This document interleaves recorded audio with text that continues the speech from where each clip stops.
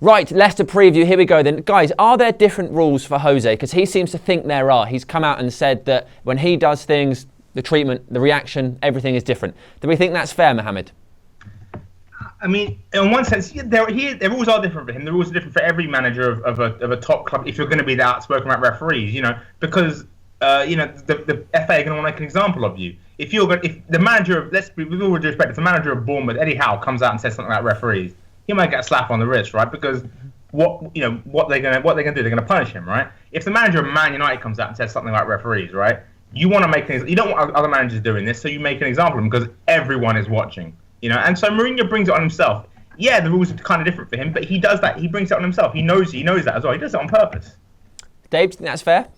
I think it's a bit poor, to be quite honest. Look at what Wenger did recently, pretty much assaulting the fourth official, 4-game ban. Mourinho kicks a bottle of water, gets about the same thing. Then you look at Klopp screaming at the fourth official again against Chelsea. It's just one of those things where it seems like Mourinho's getting this sort of all these bad decisions, all these bad bans, because he's been in the Premier League before and he's done bad things before, and it's sort of like painting him with that same brush, and yet Klopp, Wenger, they're getting away scot-free, and I think it's getting a bit silly, to be quite honest. And some of the refereeing against Hull City was very poor. Nias should have been sent off, should have probably got 3 yellow cards. All 3 of his tackles were absolutely horrendous. So that would have put Hull down to 10 men, and the result could have been different. But it's been poor officiating for United this season. So I hope for the rest of the season, it's going to flip round and it'll improve and it'll be a lot better. Or Man United will start getting decisions, because at the moment, it's going completely the wrong way for United.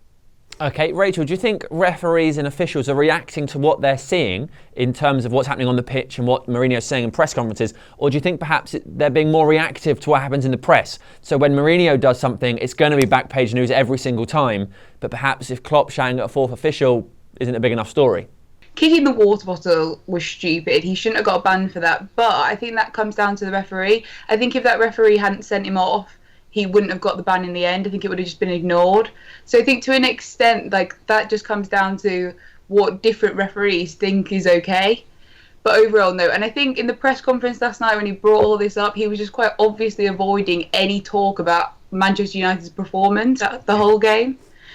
It was quite clearly and blatantly just, let's not talk about that. Let's talk about all this other stuff that's irrelevant. Yeah, so you think he was Mourinho, and I think that's why I say that. He does get treated differently, but then that's because I think partly he wants to be treated differently because it allows him to have this sort of like handy distraction manual, like, oh, didn't play well, all this stuff, bring out all the refs, you make fun of the refs, make fun of the manager, insult the opposing manager, baffle about some conspiracy theories. I don't think he actually means any of this stuff. It's just a very, very handy way to get the media looking at him saying, oh, Mourinho, he's outrageous, and not talking about how terrible Man United were. And it works. Because if you look at Manchester United on the news page today, it's all about Jose Mourinho's stupid comment and not about how lackluster we were. Yeah, absolutely. Okay, right, let's move on then to Anthony Martial. Excellent in the FA Cup, absent against Hull. Mohammed, what do you think is happening there? There's lots of stories in the press, there are issues, or do you think it's tactical? I think he's being Joe Cold, just like Mkhitaryan was being Joe Cold earlier in the season. This is what Mourinho does to various players, usually flary wing types, because Mourinho's a joyless man at heart, really, isn't he? So I just think he's knocking him down to show that Mourinho's boss, and so that the player doesn't get too far ahead of himself and and players don't believe that this is their team. This is still Mourinho's team, So with Mkhitaryan, he signed this player, world class player, Mkhitaryan, then just didn't play him, and it's like, oh, I'm doing something here. Trust me, you'll see what I'm doing. And then he brings him back. Oh, he's world class now. That was all because of me. And it was like, really? Are you sure it was because you? It was because he actually is world class. Doing the same thing to Martial. Every time Martial's played well this season, I mean, remember, he started the season terribly. Let's be honest, right? But once he started to get going, every time he played well, Mourinho would drop him for the next game. He's not let him build up a momentum ahead of steam. And it seems like he's trying to exert his authority over the team. Martial's problem is that he's not playing regularly. When he plays, he looks really, really good. He's taking people on now. He's dribbling well. He's crossing well. He's shooting well.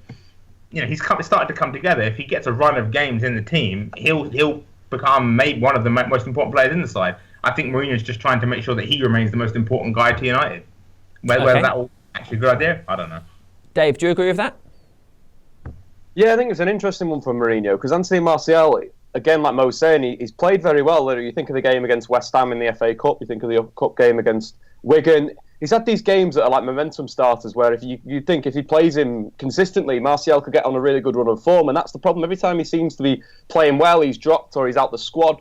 And maybe it's an attitude thing, maybe it's something going on behind the scenes, but we do know that Anthony Martial is a very direct player who scores goals. And what United are lacking at the moment are players that have got composure in that penalty area.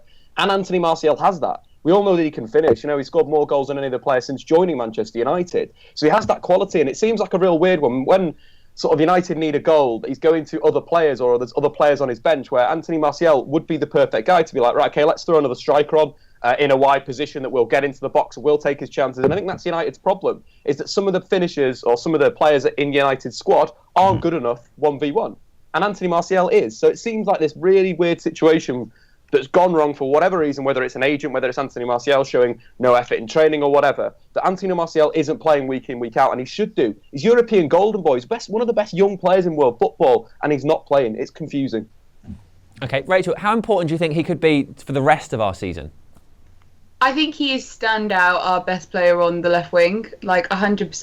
And I think that's what the most frustrating thing is, especially about the whole game, because we always expected Hull to sit back and sit deep on us and maybe try and get away on the break. So it didn't make sense for Martial to be dropped for this game. Like, Rashford is a very good player, but he does well on a break. You know, this wasn't Arsenal. You know, we needed a player with composure and the confidence to take a player on, to, you know, make something when there's 4 players around them.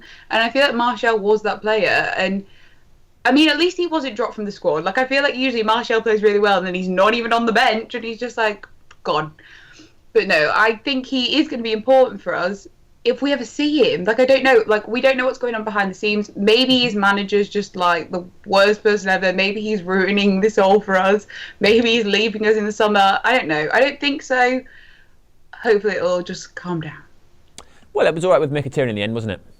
Well, yeah, exactly. I mean, this is the thing. I think at some point he'll just start playing him regularly, and then he'll move on to picking on someone else. I mean, you know, it's like Rachel says, Rashford's very good in the left if you're playing against a team that's going to give you space. Because Rashford is brilliant running into space, but you know he can occasionally create something magic against a team that's sitting back. But more often than not, Martial's much better at unlocking that. And I think once the cups start rolling, and this is the other thing as well, I think United, I don't know if they're going to pick up enough consistency to get 4th place in the league, to finish top 4. But I think what United will do is probably make a very good tilt at the Europa League, maybe even win it. And I think Martial will come into play. I think he'll play the Europa League games. I think he'll be very good in the knockout rounds of the Europa League. Okay, cool. We'll move on now and look at your team predictions for the Leicester game. But before we do that, we're going to have a very quick 30-second advert, so put the kettle on. Right, we're going to look at your team selections now. We're running a league this season where if you get a player correct in the starting lineup, you each earn a point. At the moment, Howson is winning, and absolutely nobody is all that excited about that. Dave, you're not that many points behind, so you've got a good opportunity to catch up. Rachel, this is your first go. How are you feeling? I don't want to go in. I've checked the league board. I don't want to go in the relegation zone. And there's 2 people on 4 and 1 on 8. Yeah. So I feel like I've got a good chance. So I'm putting a lot of all 11 and you're laughing. Easy. Okay, right. Dave, as the person currently winning, would you like to go first? Yeah, I think if you look at points per game, though, Sam, I think I'm top. If you want to look at it in that way, as a statistician, that's something that I have to do. But anyway, let's move on to my team. Obviously, David De Gea in goal, that's a solid point. Anyone gone with Romero so far this year is a little bit crazy. Valencia at right back, that's another one that's shored in. He's been pretty decent. I thought he was good against Hull City getting forward, but again, he keeps playing these crosses near post. Nobody's gambling. Everyone seems to be like lurking around the back post, sort of on the 6-yard area, and it's really frustrating because I feel like Valencia's given us quite a lot down that right-hand side, but nobody's doing anything with his delivery. On to the centre-backs, I think I'm going to go with Bailly and Rojo. Obviously, with Jones going off injured, potential hamstring, I think Mourinho might go back with the Ivory Coast international instead of bringing Chris Smalling in. So Bailly and Rojo at centre-back.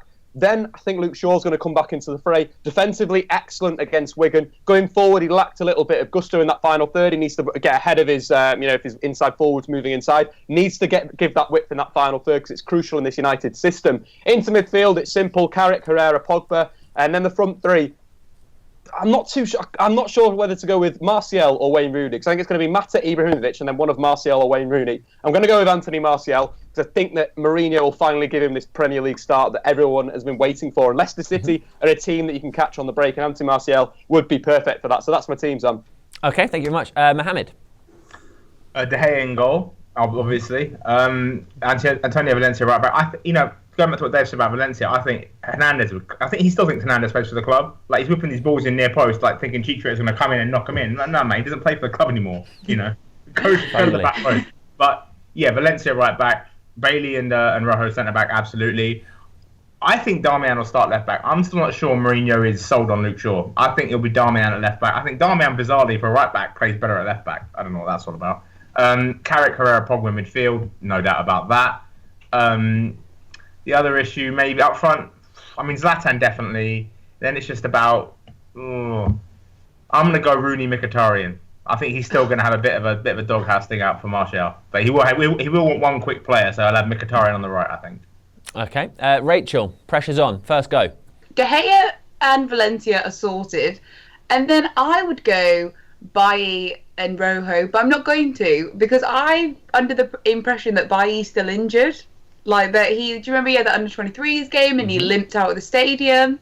So I'm going to say Smalling and Rojo as my centre-back pairing. I'm going to say Darmian. I wanted it to be Blint, but I don't think it will be. And I'm playing for points here, not for passion. And then Carrick was supposed to be slightly injured, but I've looked it up and he doesn't seem to have a lasting injury from Hull. So I'm going to say Carrick, Herrera and Pogba. And then Ibrahimovic and Martial, I think definitely will start. And then I was debating Mkhitaryan, but I feel like he was taken off quite early in the whole game, and I feel like this is more a game for Mata. So I'm going Mata, Ibrahimovic, Martial. Nice. Well, good luck to all of you. Now we'll move on to the champions of English football, at least for another month. Leicester City. Guys, what do we know about them? Dave, who's going to do the damage? What do we need to do to counter it?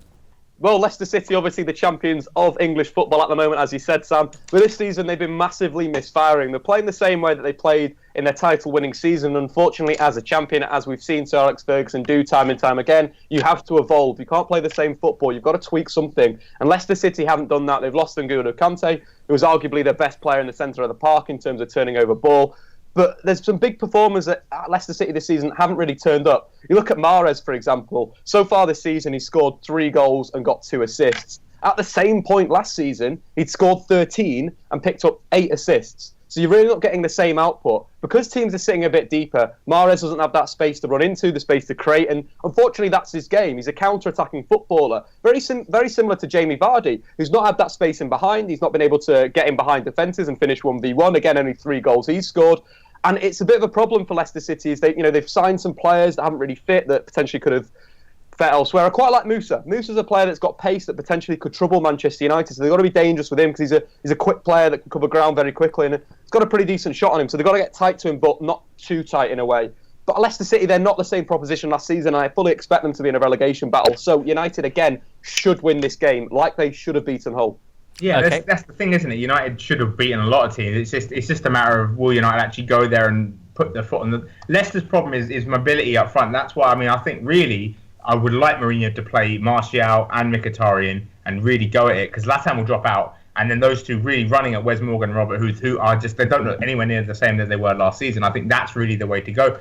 And Ndidi will help them in the middle of the park, obviously this new signing, but there's still vulnerability there. I think mobility is the key to getting the most out of it. But I just feel like Mourinho will go with one slow and one fast winger, like he has done a lot this season, which is a shame. I think the fast team is the way to go, but we'll see, I guess. Okay, Rachel, anything you want to add on Leicester? Yeah, I think they're struggling at the moment. Like, I feel like after the last round of games, they're like officially now in the relegation battle. Like, it's something that they've got to consider. But I almost find that more worrying, because if we go in this with too much confidence and too much swagger, I feel like that is the moment that we lose. You know, it was City this year that went in and lost all respect for the champions and decided to play the game their way, that opened up all the space for them, and it was basically a time machine to last year, and they beat them 3-0 or something. And I don't want us to do that. So we need, as much as we want to go and we're the better team and we should win this, we need to be careful to not leave them so much space. Our centre-backs aren't that fast, and I would worry if that happens. Yeah, but Okay. our centre-backs, the United centre-backs are they're better positionally than Alexander Kolarov. Basically, all Leicester did was they put Jamie Vardy on Kolarov, so they go on, rinse that lad, fella. And he did. And and of course, United also have a goalkeeper that can actually make saves, unlike Man City with Claudio Bravo, who's, not had a good season. We've got more than a hologram, so that's good for us. Yeah, that's true. Right, let's finish it up then with some predictions. Dave, what do you think the score will be? Gonna go 4-1 Man United. I think it's going to be a demolition. Mourinho's going to sit back, counter-attack on Leicester City, do what Leicester City did well last season with pace, with power. So, 4-1 Man United. Okay, Mohammed. I'm going to go 2-1. Yeah, I'm going to be it'll be a secure 2-1, but it'll be 2-1 nonetheless. Okay, Rachel. 4-1 will we beat them by at Old Trafford? I don't think that's going to be the case. I think that's a pipe dream. Standard 2-0. I'm concerned none of you have watched the last 3 games. We have been really not very good. I'm going to think 1-0, and if we can get away with that, I'll be delighted. Stop sending out bad vibes, Sam. I'm not saying that back. They're realistic. Anyway, thank you very much for watching. Cheers, guys.